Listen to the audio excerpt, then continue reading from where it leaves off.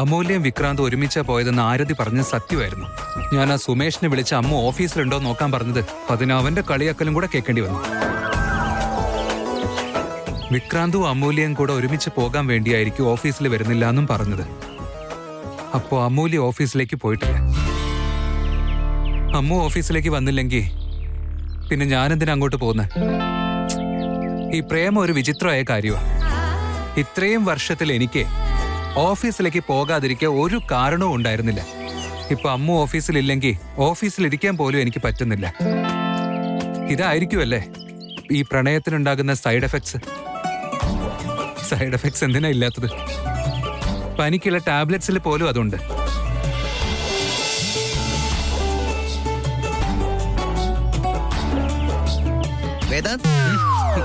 നീ ഇതുവരെ പോയില്ലേ? ആ സിദ്ധാർത്ഥ്, ഞാൻ പോവാൻ നിൽക്കായിരുന്നു. കാറിൽ നിന്ന് എന്തായി ആലോചിച്ചോണ്ടിരിക്കുന്നത്? ലേറ്റ് ആയി കഴിഞ്ഞാൽ ട്രാഫിക് ജാം ആവേയുള്ളൂ. ഇനി അതും ആലോചിച്ചിരിക്കുകയാണോ? നോ അങ്ങനെയൊന്നുമില്ല.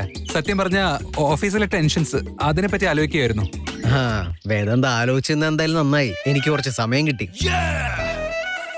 എന്റെ കാർ സ്റ്റാർട്ട് ആവുന്നില്ല. വേദാന്താണെങ്കിൽ പോയിട്ടുമില്ലല്ലോ. വിക്കി ആണെങ്കിലും ഇവിടെ ഇല്ല. ക്യാബ് ബുക്ക് ചെയ്യണമെന്ന് ആലോചിച്ചിരിക്കായിരുന്നു. നോക്കിയപ്പോ വേദാന്താണെങ്കിൽ പോയിട്ടുമില്ല. നമുക്ക് പോയാലോ?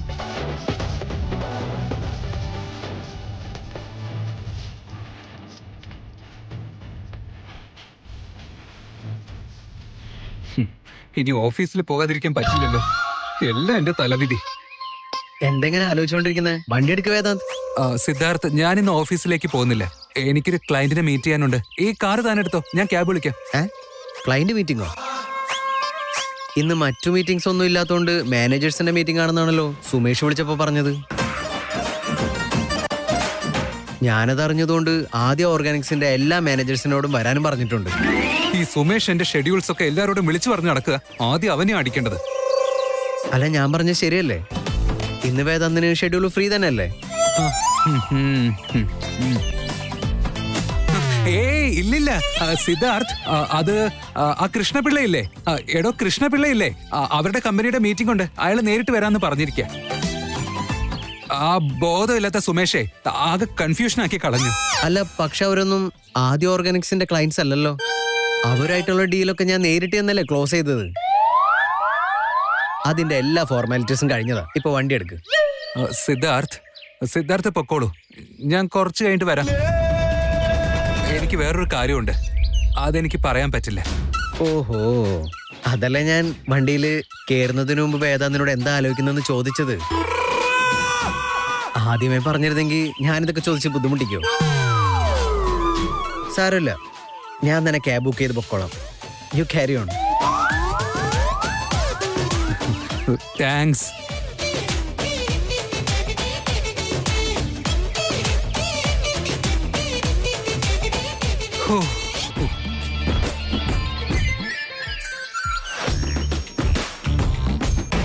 നിങ്ങൾക്ക് എല്ലാവർക്കും സുഖാണല്ലോ അല്ലേ? കുടിക്കാൻ എന്താ എടുക്കണ്ടേ? ചായയോ കാപ്പിയോ? ഒന്നും വേണ്ട. എപ്പോഴും ഞാനിങ്ങനെ ചോദിക്കും, നിങ്ങൾ വേണ്ടെന്ന് പറയും. അതിപ്പോ നമുക്കിടയിൽ ഒരു ശീലമായല്ലേ? അങ്ങനെയൊന്നുമില്ല. നമ്മുടെ വീട്ടിൽ സൂര്യൻ വരുന്നത് വളരെ താമസിച്ചാ. കുട്ടികളെല്ലാരും ഓഫീസിൽ പോയിട്ടും നമ്മുടെ മേഡം ഇതുവരെ എണീറ്റ് വന്നിട്ടില്ല. അമ്മ, അച്ഛാ, എന്താ ഇങ്ങനെ പ്രതീക്ഷിക്കാതെ? പെട്ടെന്ന് എന്തു പറ്റി? എന്താ മോളെ ഇങ്ങനൊക്കെ ചോദിക്കുന്നേ? അങ്ങനെയല്ല ഞാൻ ഉദ്ദേശിച്ചത് അച്ഛാ. അമ്മ വരുന്നുള്ള കാര്യം എന്നോട് പറഞ്ഞില്ല. ഇവരെ പെട്ടെന്ന് കണ്ടപ്പോ എനിക്ക് എന്തോ നല്ല സന്തോഷം തോന്നി. എന്റെ മോക്ക് സുഖമാണോ? ഞാൻ സുഖമായിട്ടിരിക്കുന്നമ്മേ. വീട്ടിൽ എല്ലാവർക്കും സുഖല്ലേ? അവിടെ എല്ലാവർക്കും സുഖമാണ് മോളെ, ഒരു പ്രശ്നവും ഇല്ല. നിങ്ങൾ ഇതുപോലെ സർപ്രൈസ് തരുമ്പോ എത്ര സന്തോഷാണെന്ന് അറിയോ അമ്മേ? വരൂ എന്ന് നേരത്തെ വിളിച്ചറിയിച്ചിട്ട് വരുന്നതിലും സന്തോഷമാണ്. ഇതുപോലെ ഒന്നും പറയാതെ വരുമ്പോ. അവിടെയും കൂടെ വീടല്ലേ മോളെ ഇത്? വരുന്നതിനും പോകുന്നതിനും എന്താ പ്രശ്നം ഇരിക്കുന്നത്?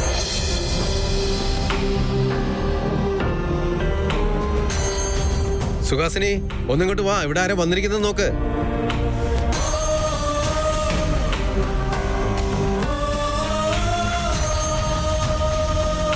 കണ്ണൻചേട്ടാ, ബിസിനസ് ഒക്കെ ഇപ്പൊ എങ്ങനെ പോകുന്നു? നന്നായിട്ട് നടക്കുന്നില്ലേ? അതെ ചേട്ടത്തി, ഒരു പ്രശ്നമില്ല. എന്നാലും പഴയതുപോലെയൊന്നുമല്ല. കോവിഡ് വന്നപ്പോ ജനങ്ങൾ കുറച്ച് കഷ്ടപ്പാടില്ല. വളരെ അത്യാവശ്യം ഉണ്ടെങ്കിൽ മാത്രമേ ആളുകൾ പുറത്തിറങ്ങുന്നുള്ളൂ. മറ്റു പ്രശ്നങ്ങളൊന്നുമില്ല, സന്തോഷമായിട്ട് പോകുന്നു.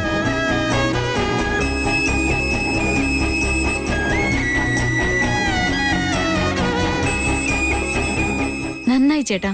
ചേട്ടൻ എന്തായാലും ഏട്ടത്തിയെ കാണാനല്ലേ വന്നിരിക്കുന്നത്. ഞാൻ റൂമിലേക്ക് കൊണ്ടുവിടാം. ആരതി, ഇവർക്ക് കഴിക്കാനും കുടിക്കാനും എന്തെങ്കിലുമൊക്കെ എടുത്തോണ്ട് വാ മോളെ. ശരി അച്ഛാ. അയ്യോ അതിന്റെ ഒന്നും ഒരാവശ്യമില്ല. ഞങ്ങൾ കഴിച്ചിട്ട് അങ്ങോട്ട് ഇറങ്ങിയത്. വയറൊക്കെ ഫുള്ള, ഒരു തരി പോലും സ്ഥലമില്ല. എങ്ങോട്ട് ഇറങ്ങിയാലും ഇങ്ങനെയാ, കഴിച്ചിട്ടേ ഇറങ്ങാറുള്ളൂ. അച്ഛാ, വീട്ടിൽ നിന്ന് കഴിച്ച ഒരു പ്രശ്നവുമില്ല.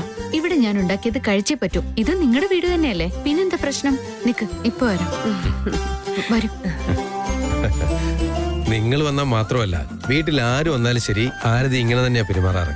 ഞാൻ മോളെ കുറിച്ച് എല്ലാവരോടും വളരെ അഭിമാനത്തിലാണ് സംസാരിക്കാറ്. അവളിങ്ങനെ പെരുമാറുന്നതിന്റെ പ്രധാന കാരണം നിങ്ങളാണല്ലോ. അതിൽ സന്തോഷമുണ്ട്. സംസാരിച്ചിരുന്നപ്പോ വന്ന കാര്യം പറയാൻ മറന്നു. ആദ്യം അത് പറയാം. പറഞ്ഞോളൂ, ഒരു പ്രശ്നമില്ല. ഞങ്ങളെ വീട്ടിൽ തന്നെ ഒരു ബിസിനസ് തുടങ്ങിയിട്ടുണ്ട്. ആണോ? എന്ത് ബിസിനസ്സാ? അങ്ങനെ പറയാനായിട്ടൊന്നുമില്ല. വീട്ടിൽ തന്നെ ഒരു മെസ്സ് തുടങ്ങിയിട്ടുണ്ട്. തുടക്കത്തില് ഊണ് മാത്രം കൊടുക്കാനാണ് ഉദ്ദേശിക്കുന്നത്. പിന്നെ കൂടുതൽ ആള് വരികയാണെങ്കിൽ 3 നേരം ഫുഡ് കൊടുക്കാൻ ആലോചിക്കുക. എന്തായാലും സൂപ്പർ ഐഡിയ. ഇതുപോലെ എന്തെങ്കിലുമൊക്കെ ചെയ്തേ പറ്റൂ, എങ്കിലേ രക്ഷപ്പെടുത്തുള്ളൂ. ആദ്യം ഫോണിൽ വിളിച്ച് പറയാന്ന് ആലോചിച്ചത്. പിന്നെ ഓർത്തപ്പോ അത് ശരിയല്ലെന്ന് തോന്നി. അതുകൊണ്ടാ നേരിട്ട് വന്ന് പറയാമെന്ന് ഞങ്ങൾ വിചാരിച്ച. നിങ്ങൾ വന്നതിൽ ഒരുപാട് സന്തോഷമുണ്ട്. എന്നാൽ ഇത് പറയാൻ വേണ്ടി ഇത്ര ദൂരം വരേണ്ട കാര്യമില്ലായിരുന്നു. ഒന്ന് ഫോൺ ചെയ്ത് പറഞ്ഞിരുന്നെങ്കിൽ ഇത്ര ദൂരം വരേണ്ട ബുദ്ധിമുട്ട് നിങ്ങൾക്ക് ഒഴിവാക്കായിരുന്നുള്ളൂ. അതുകൊണ്ട് പറഞ്ഞതേ ഉള്ളൂ.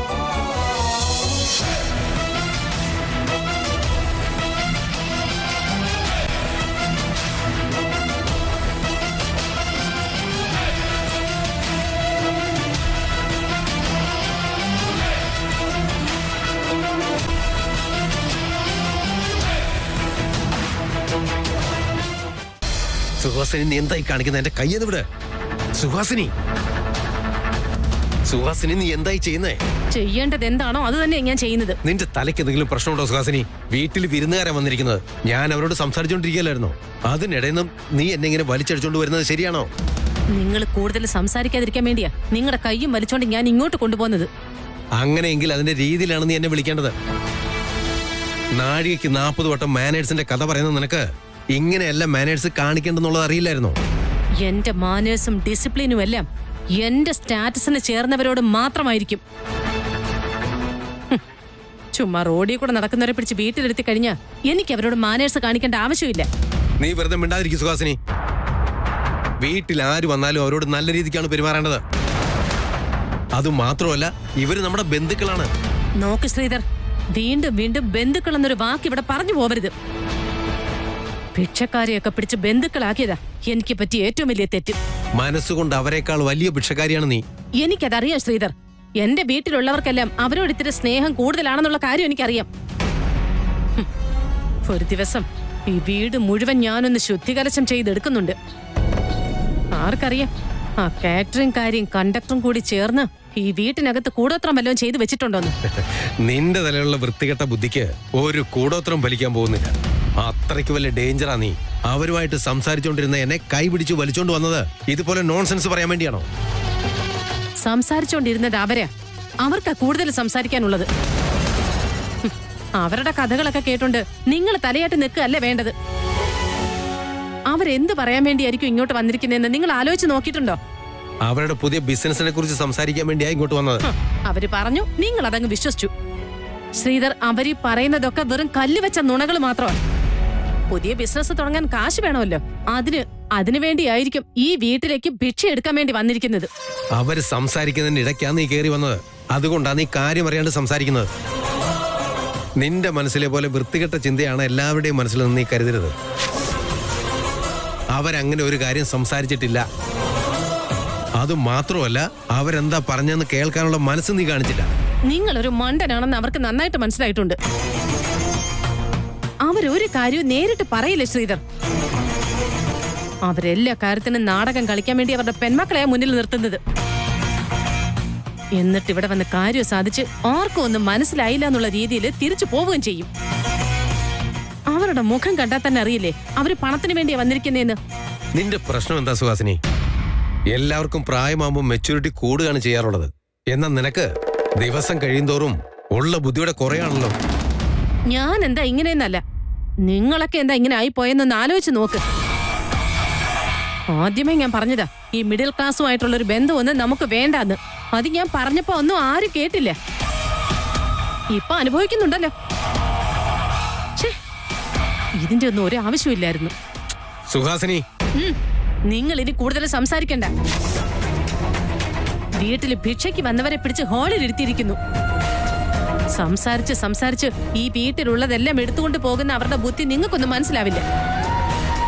ഒരു കാര്യം നിങ്ങൾ ഓർത്തു വെച്ചോ, ഈ വീട്ടിൽ നിന്നും ആ വീട്ടിലേക്ക് ഒരു നയ പൈസ പോലും പോകാൻ ഞാൻ അനുവദിക്കില്ല. അച്ഛനും മക്കളും കൂടെ ചേർന്ന് എന്നെ ഒരു ഭ്രാന്തിയാക്കരുത്.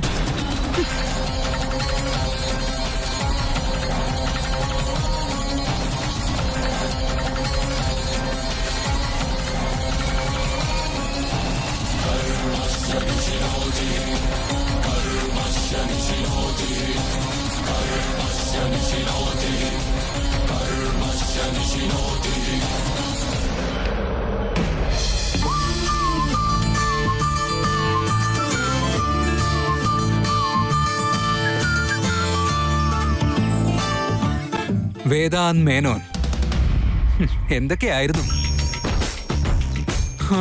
ഇപ്പൊ എന്തായി? ഞാൻ കുറച്ച് സ്ട്രിക്റ്റും ദേഷ്യക്കാരനും ഒക്കെ ആയിരുന്നു. എല്ലാവരോടും ഒരു ഡിസ്റ്റൻസ് കീപ്പ് ചെയ്യുമായിരുന്നു. അങ്ങനെ ഒരു ഡിസ്റ്റൻസ് മെയിൻറ്റെയിൻ ചെയ്യുന്നതില് ഒരു സന്തോഷവും ഉണ്ടായിരുന്നു. പക്ഷെ ഈ പ്രേമപ്പനി പിടിച്ചപ്പോ എല്ലാം മാറി മറിഞ്ഞു.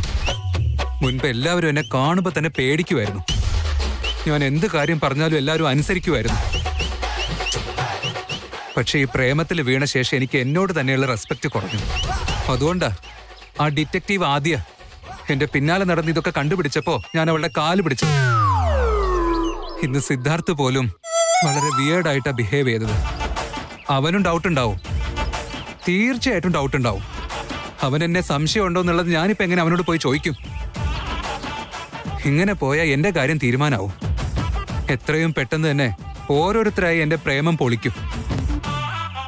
എന്റെ ഗുരുവായൂരപ്പ, എല്ലാത്തിനും കാരണക്കാരൻ നീ തന്നെയല്ലേ.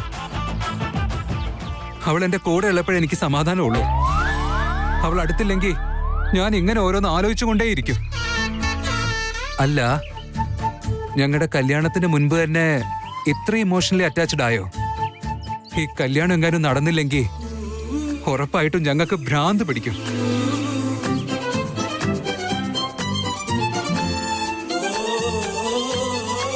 എന്നോട് ചോദിക്കാതെ പറയാൻ നീ എങ്ങോട്ടാ പോയേ? മെസ്സേജിന് റിപ്ലൈ ഇല്ല. ഫോൺ വിളിച്ചാൽ നീ ആണെങ്കിൽ എടുക്കത്തൂല്ല. നീ വിക്രാന്തിനും കൂട്ടി എങ്ങോട്ടാ പോയത്? എന്താ എന്നോട് പറയാത്തെ? ഞാൻ വരില്ലെന്ന് വിചാരിച്ചോ? നീ ഇല്ലെങ്കിൽ എന്റെ മൈൻഡ് കൺട്രോളിലല്ല. You have no idea. പെട്ടെന്ന് എന്നെ തിരിച്ചു വിളിക്കാൻ നോക്ക്.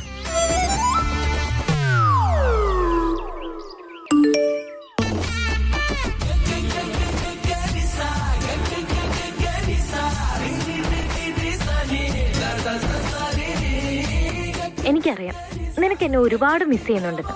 ഞാനും നിന്നെ ഒരുപാട് മിസ് ചെയ്യുന്നുണ്ട്. പക്ഷെ വിക്കി ചേട്ടൻ കൂടെ ഉള്ളതുകൊണ്ട് എനിക്ക് ഫോൺ എടുത്ത് മെസ്സേജ് ചെയ്യാൻ പറ്റില്ല. വളരെ അർജന്റ് ആയിട്ടുള്ള കാര്യമായതുകൊണ്ടാ വരേണ്ടി വന്നത്. വേദാന്ത്, നിനക്ക് ഓഫീസിൽ ജോലി ഉണ്ടാവുമെന്ന് വിചാരിച്ചാ നിന്നെ ഡിസ്റ്റർബ് ചെയ്യേണ്ടെന്ന് വിചാരിച്ചത്. നാളെ കാണാം. Love you.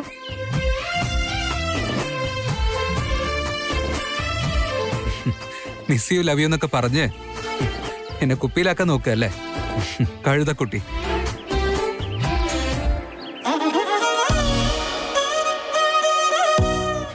ഞാൻ ബിസിയാണെന്ന് നീ അങ്ങ് തീരുമാനിച്ചോ?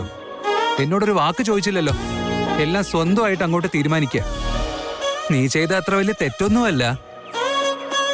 പക്ഷെ ഈ പെൺകുട്ടികളെ ആൺകുട്ടികളെ മനസ്സിലാക്കില്ല. നിനക്ക് ഞാൻ കാണിച്ചു തരാം.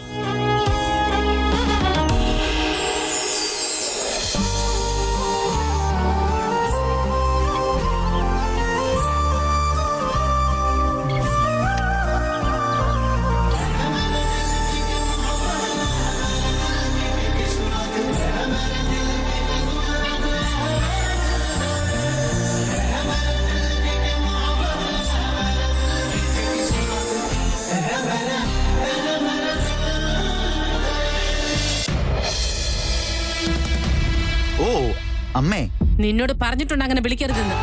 നിങ്ങളോടൊന്ന് സംസാരിച്ചിട്ട് ഒരുപാട് നാളായി സുഹാസിനി മാഡം. ആ ഭാഗ്യം എനിക്കിപ്പോ കിട്ടാറേ ഇല്ല. ഇഡിയറ്റ്.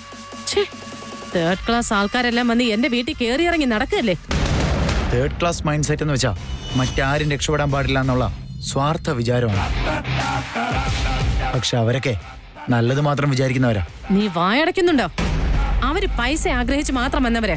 പക്ഷെ നീ എന്തിനാ ഇങ്ങോട്ട് വന്നേന്ന് ആദ്യം പറയ്. ഈ വീട് നിന്റെ സ്വന്തമെന്നുള്ളത് എന്നും അടഞ്ഞു പോയൊരു അധ്യായം മാത്രമാ. ഇന്ന് എനിക്ക് എന്തൊക്കെ ചെയ്യാൻ കഴിയുമെന്ന് നിനക്ക് ചിന്തിക്കാൻ പോലും കഴിയില്ല ധ്രുവ.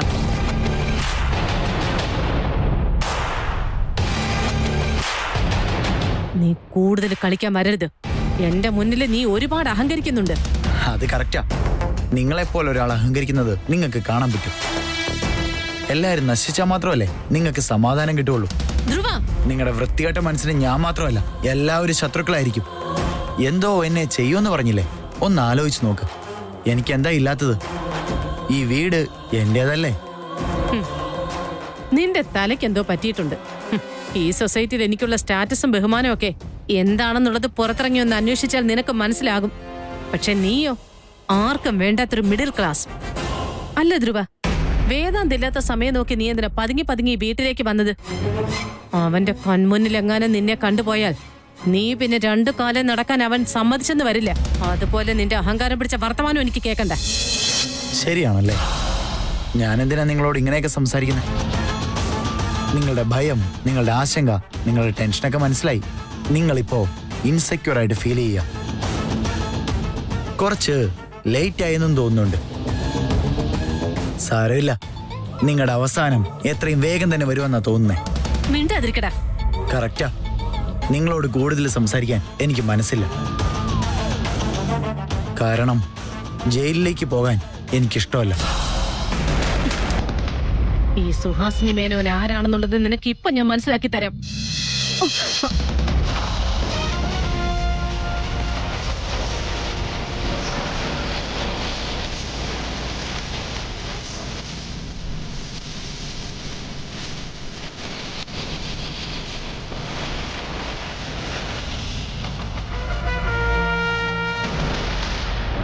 മേനോൻ എന്നുള്ള പേരും സ്വത്തും ഇതൊന്നും നിങ്ങളുടേതല്ല സുഹാസിനി.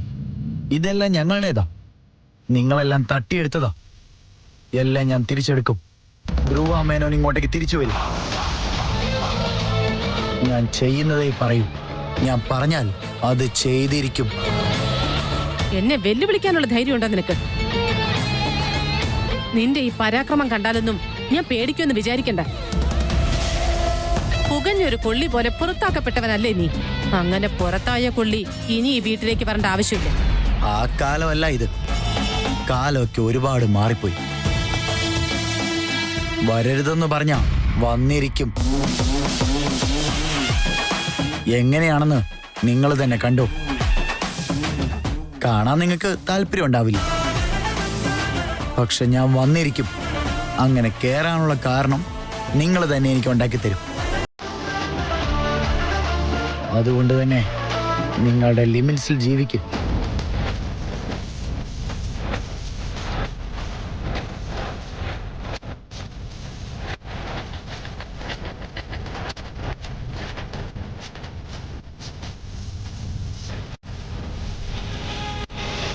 ഇന്നത്തെ കാലത്ത് നമ്മുടെ കാലത്തുള്ള പോലെ ഒരു കാര്യങ്ങളും ഇല്ല. പ്രമീളയ്ക്ക് അതൊക്കെ നന്നായിട്ട് അറിയാമല്ലോ. പണ്ടൊക്കെ നമ്മൾ ഊണ് കഴിക്കാൻ പോയാൽ കാളനും ഓലനും അവിയലും സാമ്പാറും പുളിശ്ശേരിയും അങ്ങനെ എല്ലാം കിട്ടുമായിരുന്നു. കഴിക്കുന്നവരുടെ മനസ്സും നിറയുമായിരുന്നു. അയ്യോ, നല്ല കാര്യമായി പോയല്ലോ അമ്മേ. എത്ര നല്ല കാര്യം അമ്മ പറഞ്ഞത്. ഈ കറികളെല്ലാം എന്റെ മെസ്സിലുണ്ടാവും, ഉറപ്പാ. അത് മതി. നമസ്കാരം.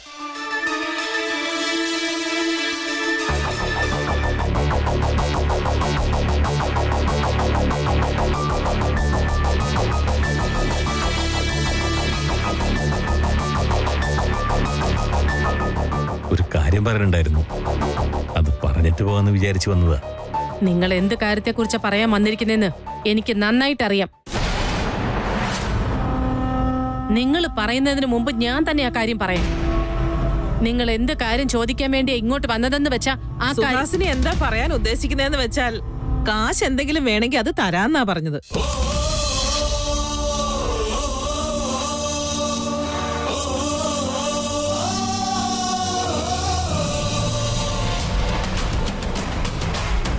ഞങ്ങൾ തരുന്ന പൈസ ഞങ്ങൾ സഹായം ചെയ്യുവാന്നുള്ള രീതിയിൽ വാങ്ങിക്കണ്ട.